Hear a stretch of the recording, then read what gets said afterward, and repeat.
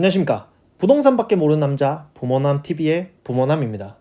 오늘부터 저와 같이 부동산에 대해서 공부를 해보도록 할 건데요.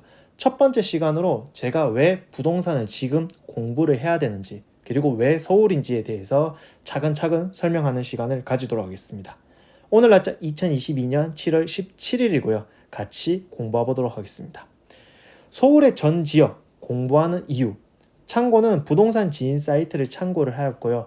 저는 이제 공부하는 불인 입장으로 차근차근 자료를 만들어서 이제 같이 영상 업로드해서 같이 제가 공부한 것을 나누고 싶습니다.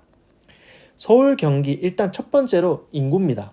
5,162만 8,117명이 대한민국 전체 인구인데요. 서울이 18.4%, 경기가 26.3%인데요. 도합 44.7%입니다. 50%는 안 됐지만 거의 인구의 2분의 1이 서울, 경기에 위치해 있다고 보시면 되는데요. 3년간 인구 변화를 봤을 때 서울은 949만 4,807명으로 3년 동안 26만 2,337명이 빠져나갔습니다. 경기도는요, 1,358만 5,967명인데요. 3년 동안 42만 6,789명의 인구가 유입이 됐습니다. 아무래도 서울에서 이제 경기도로 인구가 빠져나갔다는 것을 볼 수가 있는데 왜 빠져나갔을까요? 그 이유는 서울의 인구 1,000만 붕괴의 이유는 바로 집값이라고 생각이 들고요. 첫 번째로 이제 대한민국 전 국토의 2분의 1의 인구가 서울 경기에 밀집해 있고, 그리고 집값이 워낙 비싼 서울에 대해서 먼저 공부를 하는 게 우선이라고 생각을 했고요.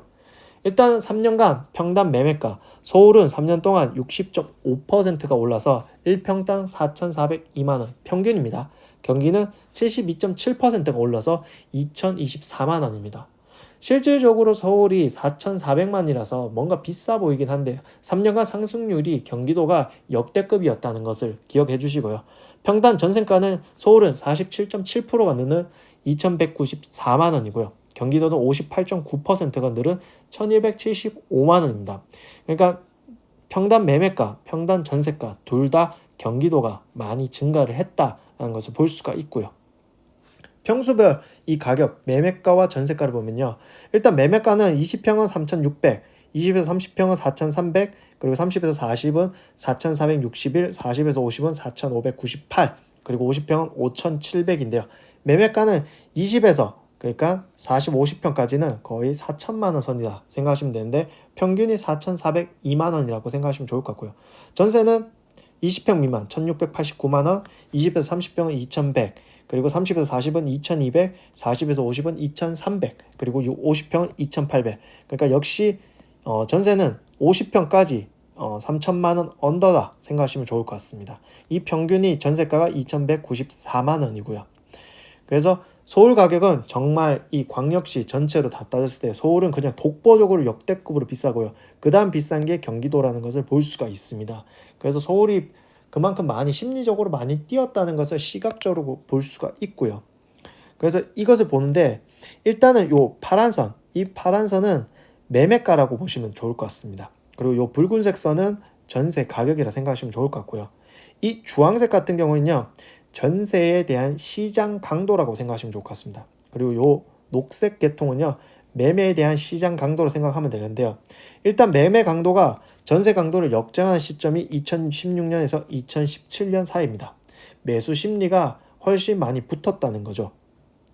근데 매매 가격이 보시면 그냥 2천만 원 넘게 시작한 시점이 2017년부터 18년입니다. 그러니까 잘 보시면 추세를 봐야 되는데요. 매매 강도와 전세 강도가, 그러니까 매매 강도가 전세 강도를 역전하니까 매매 가격이 그때부터 2천만 원으로 밀어 올리기 시작하면서 2020년 12월 매매와 전세 강도가 역대급 가장 강할 때 매매가는 3,754만 원이었고요. 전세 가격은 2,001만 원이었다는 거죠. 근데 현재는 보시면 알겠지만 이 심리가 거의 바닥입니다. 매매와 전세 시장 강도가 매매 시장 강도는 22고요. 전세 시장 강도는 마이너스 22입니다. 하지만 이 매매가와 전세 가격에 대한 상승은 늦출 수가 없었죠. 그래서 매매는 4,402만 원, 전세는 2,194만 원. 시장 심리는 바닥인데 매매와 전세 가격은 하늘을 찌르고 있다는 거죠. 그러니까 이 가격은 호가만 높다고 생각을 할 수가 있고요. 매수 심리가 그리고 전세를 들어가 있는 심리가 많이 바닥이다. 그리고 실질적으로 이 가격을 받아줄 수 있는 사람들이 시장 플레이어가 없다라는 거죠.